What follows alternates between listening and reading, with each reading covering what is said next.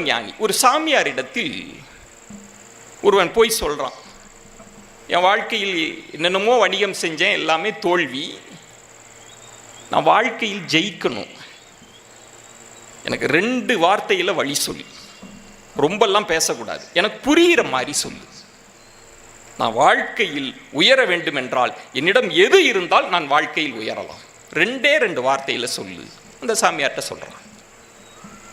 அந்த சாமியார் சொல்கிறார், அப்படியா, சரி வா குளிச்சுட்டு வந்துடலாம் அப்படின்னு ஒரு குளக்கரைக்கு போகிறார். குளத்தில் குளிச்சாச்சு. திரும்ப கேட்குறான், சொல்லுங்க, எனக்கு புரிகிற மாதிரி சொல்லணும், 2 வார்த்தையில் சொல்லிடு.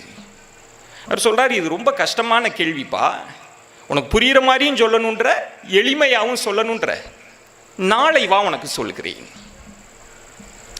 நாளை காலையில் வந்துட்டான் சாமியாரை பார்த்து. அவர் சொல்ல, திரும்ப குளிச்சுட்டு வந்துடலாமே அப்படின்னு. திரும்பவும் குளத்துக்கு போகிறாங்க, குளிக்கிறாங்க. குளித்த பிறகும் அவன் கேட்குறான், சொல்லுப்பா, வாழ்க்கையில் உயர்வதற்கு என்ன இருந்தால் நான் வாழ்க்கையில் உயரலாம்? அவர் சொல்கிறார், என்னப்பா இந்த குளம் நேற்று ரொம்ப வத்தி போய் கிடந்தது, இப்போ பார்த்தியா குளம் ரொம்பி போச்சு அப்படின்னு. என்ன உங்களுக்கு தெரியாதா, நேற்று இரவு பூரா மழை பொழிஞ்சுது, அதான் குளம். அதில் இன்னொரு அதிசயம் பார்த்தியா, இந்த தாமரை பூலாம் எவ்வளவு கீழே கிடந்தது நேற்று, இப்போ எவ்வளவு உயரத்தில் இருக்கிறது. இது என்ன பெரிய அதிசயம், நேற்று தண்ணி கீழே கிடந்தது, தாமரை கீழே கிடந்தது, இப்போ தண்ணி மேலே இருக்கு, தாமரை மேலே இருக்கு, இது என்ன பெரிய அதிசயம்?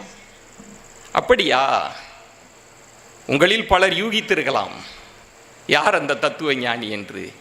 அந்த தத்துவ ஞானி சொல்கிறார், 2 வரிகளில் சொல்கிறேன், உனக்கு புரிகிற மாதிரி சொல்கிறேன்.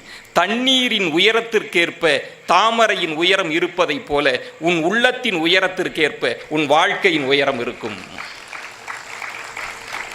சொன்ன தத்துவ ஞானி நம் ஐயன் வள்ளுவன், பாட்டன் வள்ளுவன். வெள்ளத்தனைய மலர்நீட்ட மாந்தர்தம் உள்ளத்தனைய உயர்வு.